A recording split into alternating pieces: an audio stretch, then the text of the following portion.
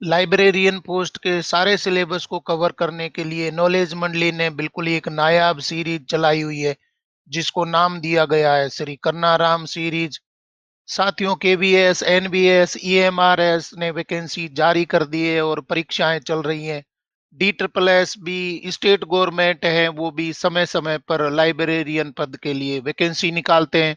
Post specific syllabus है, एक ही platform पर मिलना बहुत ही मुश्किल होता है, इसलिए आप सभी की डिमांड पर नॉलेज मंडली ने श्री कर्नाराम सीरीज शुरू की है, जहां आप लाइब्रेरियन यानी कि पुस्तकालय अध्यक्ष के सारे सिलेबस को कर सकते हैं।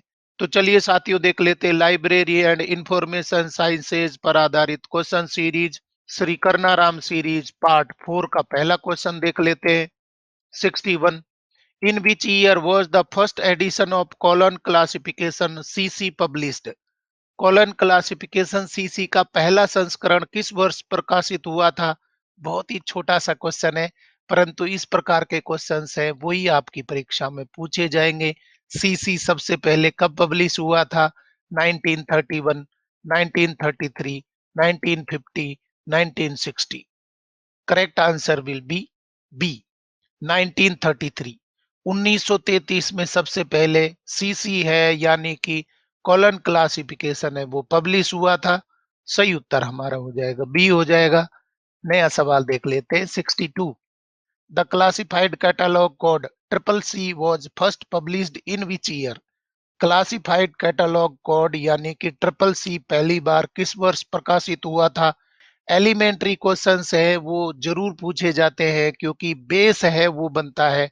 आपको बेसिक नॉलेज तो जरूर ही होनी चाहिए।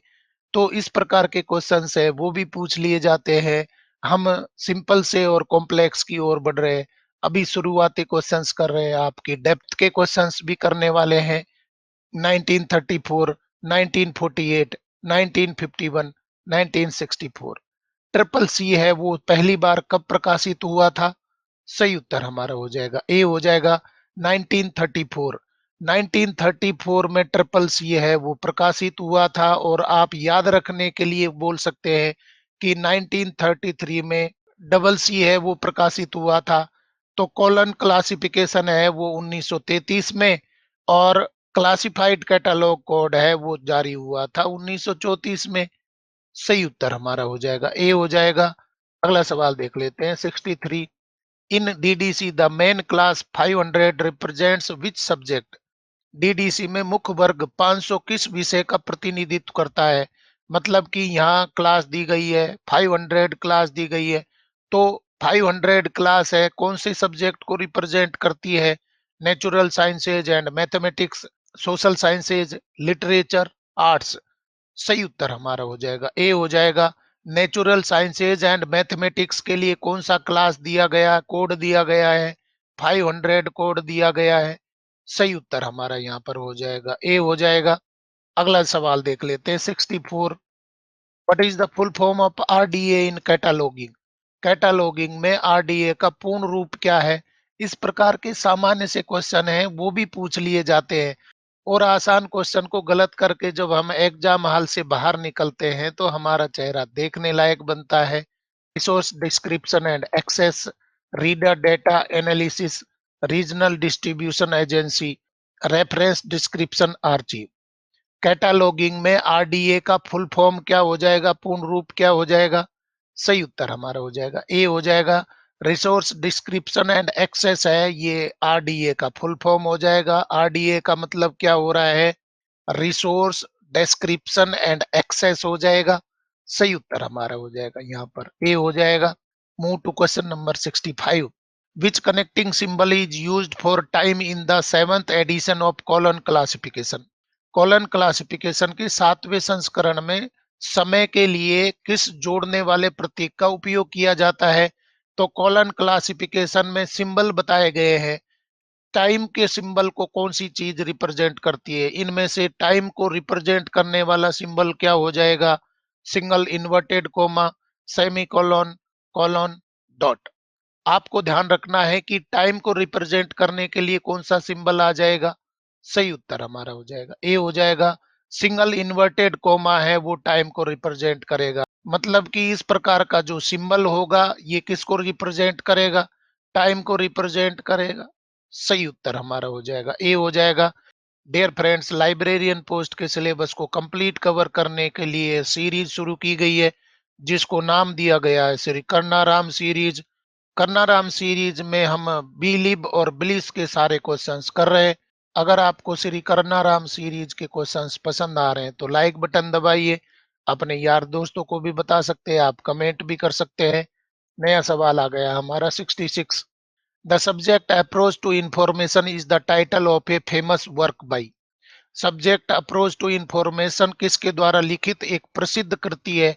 मतलब कि ये टाइटल दिया गया है सब्जेक्ट अप्रोच टू इंफॉर्मेशन। ये टाइटल वाली फेमस बुक है, किसके द्वारा लिखी गई है? एस आर रंगनाथन, ए सी phosphate, B C विकरी, Melville Davy. सही उत्तर हमारा हो जाएगा बी हो जाएगा। ए सी फॉस्केट है, उसने सब्जेक्ट अप्रोच टू इंफॉर्मेशन है, इस टाइटल की एक फेमस बुक है, वो लिखी है। सही उत्तर हमारा हो जाएगा बी हो जाएगा। Move to question number 67। Phoenix schedules are a feature of which classification scheme. Phoenix schedule किस वर्गीकरण योजना की एक विशेषता है? आपको ध्यान देना है कि फिनिक्स शेड्यूल है वो किस वर्गीकरण की स्पेसिफिक करेक्टर रखा गया, फीचर रखा गया है? UDC, CC, DDC, LCC. सही उत्तर हमारा हो जाएगा सी। डीवी डेसिमल क्लासिफिकेशन में फोनिक्स शेड्यूल है वो रखा गया है, ये विशेषता रखी गई है। सही उत्तर हमारा हो जाएगा सी हो जाएगा। अगला सवाल देख लेते हैं 68। What is the standard size of A catalogue card used in libraries. पुस्तकालयों में उपयोग किए जाने वाले कैटालॉग कार्ड का मानक आकार क्या है? बहुत ही अच्छा क्वेश्चन है। इससे पहले भी ये क्वेश्चन आ चुका है, परंतु यहाँ रूप बदला गया है, लैंग्वेज बदला गया है, फॉर्मेट बदला गया है। 5x3, 6x4, 10 centimetre into 5 centimetre, 12x8 inch. सही उत्तर हमारा हो जाएगा ए हो जाएगा। 5 इंच इंटू 3 इंच, मतलब कि 5 इंच और साथ में ही 3 इंच चौड़ाई वाला ये क्या हो जाएगा? कार्ड हो जाएगा। इस कार्ड को आप क्या बोल रहे हैं? कैटालॉग कार्ड बोल रहे हैं। इससे पहले वाले वीडियो में हमने कैटालॉग कार्ड का साइज है वो सेंटीमीटर में बताया था, अभी इंच में भी पूछा जा सकता है। तो 5 इंच गुणा 3 इंच वाला कार्ड है, उसको आप क्या बोलेंगे? स्टैंडर्ड साइज बोलेंगे कैटालॉग कार्ड की। सही उत्तर हमारा हो जाएगा ए हो जाएगा। क्वेश्चन देख लेते हैं 69। Who is considered the father of the scientific management movement. वैज्ञानिक प्रबंधन आंदोलन का जनक किसे माना जाता है? Henry Fayol, F W Taylor, Peter Drucker. वैज्ञानिक प्रबंधन आंदोलन का जनक किसे कहते हैं? सही उत्तर हमारा हो जाएगा बी हो जाएगा। एफ डब्ल्यू टेलर है, इनको साइंटिफिक मैनेजमेंट मूवमेंट का जनक कहा जाता है, फादर कहा जाता है। क्वेश्चन आ गया हमारा 70। In the acronym POSDCORB what does the letter CO stand for. POSDCORB संक्षिप्त नाम में अक्षर सीओ का क्या अर्थ है? तो यहाँ पोस्ट कॉर्ब टर्म दिया है, इस पोस्ट कॉर्ब में सीओ किसको रिप्रेजेंट करेगा? Cooperation, coordinating, collection, control. सही उत्तर क्या हो जाएगा? सही उत्तर हमारा हो जाएगा बी हो जाएगा, कोऑर्डिनेटिंग। सीओ का मतलब यहाँ पर क्या हो रहा है? इस सीओ का मतलब क्या हो रहा है? कोऑर्डिनेटिंग हो रहा है। सीओ का मतलब क्या हो रहा है? कोऑर्डिनेटिंग हो रहा है पोस्ट कॉर्ब में। और साथियों, मैंने आपको बताया था कि पोस्ट कॉर्ब है वो किसने दिया था, ये भी हम चैनल पर चर्चा कर चुके हैं। इससे पहले वाले वीडियोज में हमने चर्चा किया कि पोस्ट कॉर्ब एक्रोनाइम है, किसके द्वारा प्रपोज्ड किया गया था, बनाया गया था, और इसका फुल फॉर्म क्या होता है ये भी हम चर्चा कर लेते हैं। Coined by Luther Gulick and Urwick. Luther Gulick और उर्विक के द्वारा ये पोस्ट कॉर्ब है वो टर्म दिया गया था। अब इसमें समझ लीजिए, फुल फॉर्म देख लीजिए। पी का मतलब क्या हो रहा है? प्लानिंग हो रहा है। उसके बाद में ओ का मतलब क्या हो रहा है? ऑर्गेनाइजिंग हो रहा है। एस का मतलब स्टाफिंग हो रहा है। डी का मतलब क्या हो रहा है? डायरेक्टिंग हो रहा है। और सीओ का मतलब जो कि हमने क्वेश्चन में पूछा, कोऑर्डिनेटिंग हो रहा है। साथ में ही आर का मतलब रिपोर्टिंग हो रहा है। और बी का मतलब हो रहा है यहाँ पर बजटिंग। बी मतलब बजटिंग। तो पोस्ट कॉर्ब है वो बहुत क्लियरली यहाँ बताया गया है। पी का मतलब क्या बोला है? प्लानिंग बोला है। इसके साथ में ही ओ का मतलब क्या है, ऑर्गेनाइजिंग यहाँ पर हो जाएगा। साथ में एस का मतलब क्या हो जाएगा, स्टाफिंग हो जाएगा, स्टाफ भी बहुत जरूरी है, ये स्टाफिंग हो जाएगा। डी का मतलब होता है डायरेक्टिंग, मतलब कि इनको डायरेक्ट करना भी जरूरी हो जाएगा कोई भी कार्य करने के लिए। सीओ का मतलब क्या हो जाएगा, कोऑर्डिनेटिंग हो जाएगा, कोऑर्डिनेटिंग बहुत जरूरी है, आपस में कोऑर्डिनेशन जरूरी हो जाएगा, कोऑर्डिनेटिंग हो जाएगा। नेक्स्ट है आर का मतलब है रिपोर्टिंग हो जाएगा, ये आपके आ जाएगा रिपोर्टिंग। और साथ में बी का मतलब हो जाएगा बजटिंग हो जाएगा। तो इस तरीके से फुल फॉर्म यहाँ पर हमने देख ली। एक्रोनाइम का फुल फॉर्म हो गया, पोस्ट कॉर्प का फुल फॉर्म हो गया। डियर फ्रेंड्स, लाइब्रेरियन पोस्ट के सिलेबस को कवर करती हुई सीरीज चल रही है जिसको नाम दिया गया है श्री करनाराम सीरीज। अगर आपको करनाराम सीरीज के क्वेश्चंस पसंद आ रहे हैं तो अपने यार दोस्तों को बता सकते हैं, आप कमेंट कर सकते हैं। साथ में ही आप बेल आइकन भी दबा दीजिए जिससे कि नया कोई अपडेट आए तो आपको अलार्म मिल जाए। क्वेश्चन देख लेते हैं 71। Which system of book circulation was developed by Nina E Brown. पुस्तक परिसंचरण की कौन सी प्रणाली नीना ई ब्राउन द्वारा विकसित की गई थी। मतलब कि नीना ई ब्राउन ने किताबों को सर्कुलेट करने के लिए, इशू करने के लिए कौन सा सिस्टम डेवलप किया था। Newark system, Brown system, register system, ledger system. सही उत्तर हमारा हो जाएगा बी हो जाएगा। ब्राउन सिस्टम है वो शुरू किया गया था किसके द्वारा, नीना ई ब्राउन के द्वारा। क्या चीज के लिए, मतलब कि किताबों को इश्यू करना और वापस लेना, ये सिस्टम डेवलप किया था किसके द्वारा, नीना ई ब्राउन के द्वारा। सही उत्तर हमारा हो जाएगा बी हो जाएगा। The Brown system uses a reader's ticket in the form of a pocket which is simpler and faster than the network system. Nina E Brown के द्वारा ब्राउन सिस्टम दिया गया था। इसमें क्या बताया गया, रीडर्स के लिए टिकट बना दिया गया था, पॉकेट के फॉर्म में टिकट तैयार कर दिया गया था, जिससे कि आसानी से जो किताब इशू होगी वो आपको टिकट है वो जमा कर देना होगा और उसके बदले में बुक आपके चले जाएगी।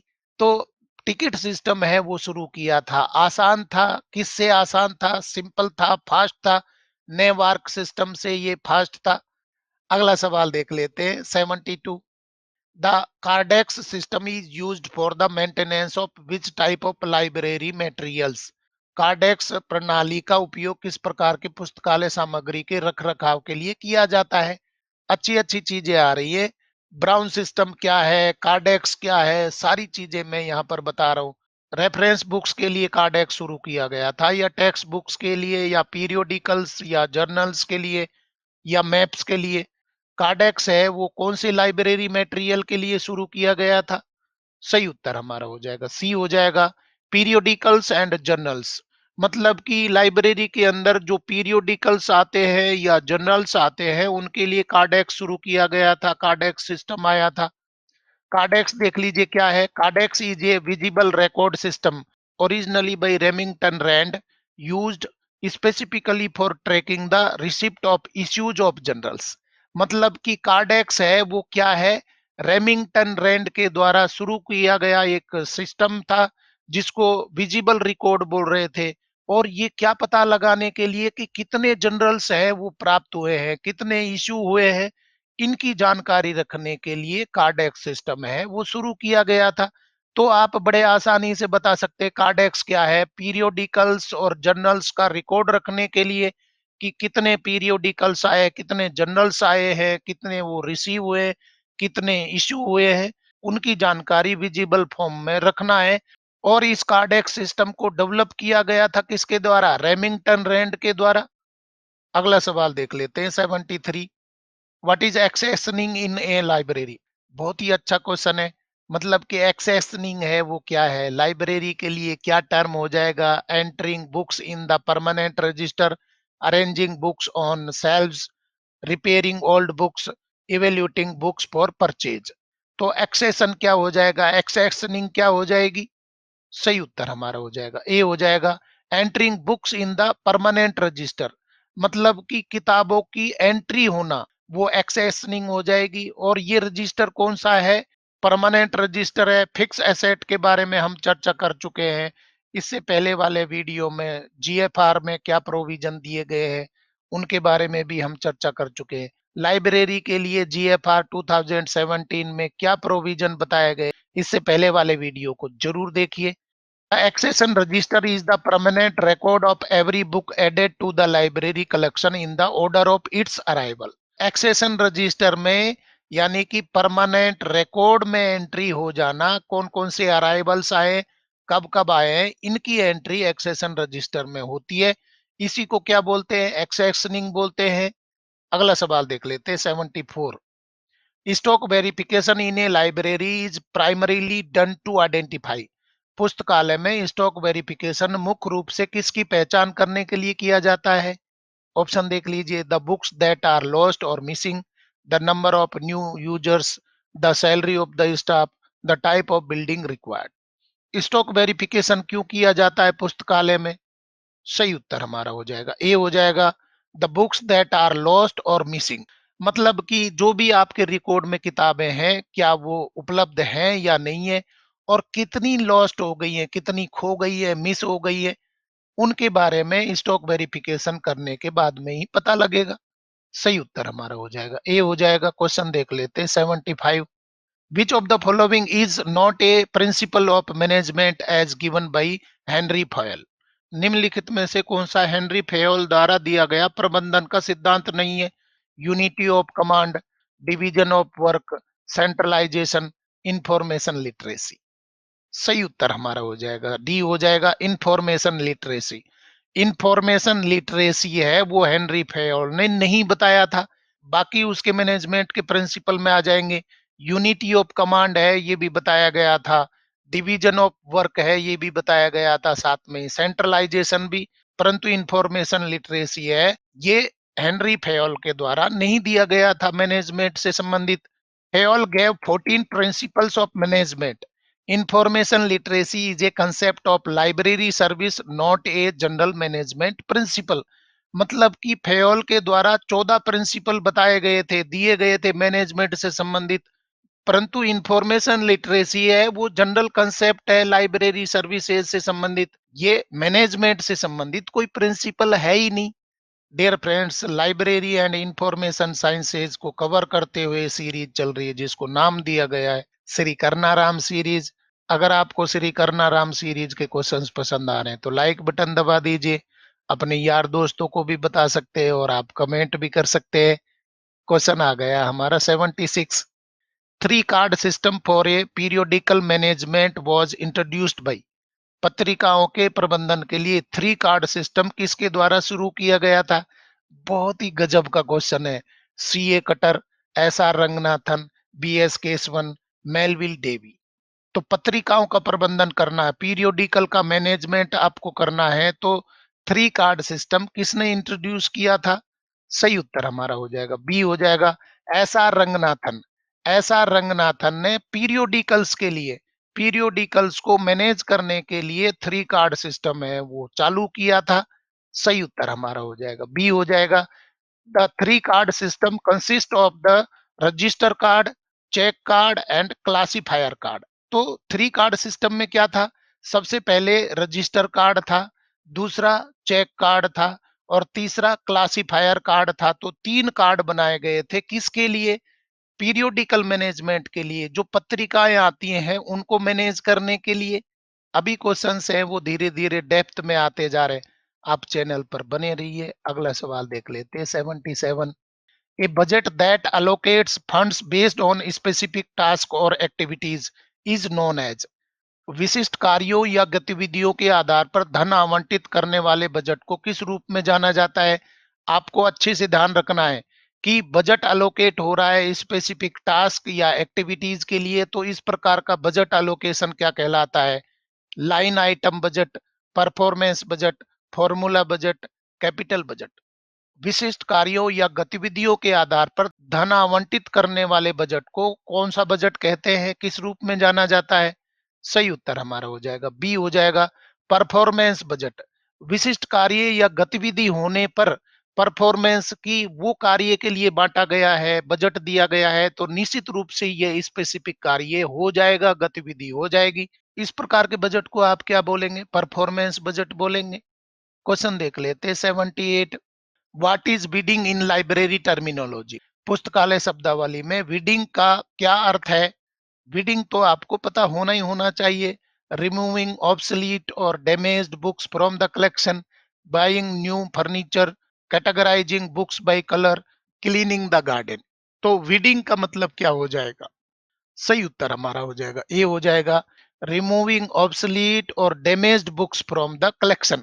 मतलब कि वीड आउट कर देना है, उनको नष्ट कर देना है, खत्म कर देना है, रद्दी में बेच देना है, क्योंकि ये बेकार हो गई है, अनसर्विसेबल हो गई है, डैमेज हो गई है, कट फट गई है, सड़ गई है, दीमक खा गई है, तो ये क्या हो गई है, अब रद्दी बन गई है, तो इनको वीड आउट कर देना है, वीडिंग कर देना है।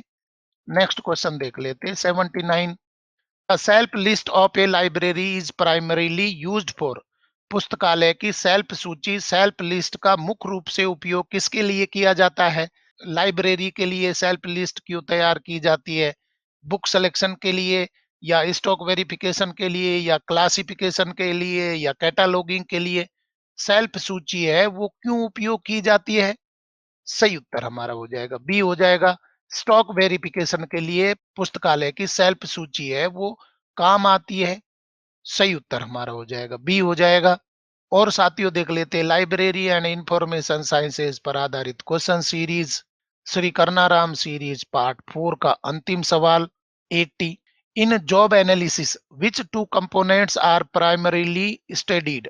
जॉब एनालिसिस में मुख्य रूप से किन दो घटकों का अध्ययन किया जाता है? Job description and job specification, leave and promotion, recruitment and training, salary and bonus. तो जॉब एनालिसिस आपको करना है तो कौन से दो घटक है उनका अध्ययन किया जाना जरूरी हो जाएगा? सही उत्तर हमारा हो जाएगा ए हो जाएगा, job description and job specification. Job क्या है और उसकी क्या विशेषताएं हैं, इनको जॉब एनालिसिस में देखा जाएगा, जानकारी ली जाएगी, अध्ययन किया जाएगा। सही उत्तर हमारा हो जाएगा ए हो जाएगा। इस तरीके से साथियों लाइब्रेरी साइंस पर आधारित question series, Shri Karnaram series part 4 के अंतिम क्वेश्चन तक हम पहुंच गए हैं और अभी तक हमने 80 क्वेश्चन से कंप्लीट कर लिए हैं।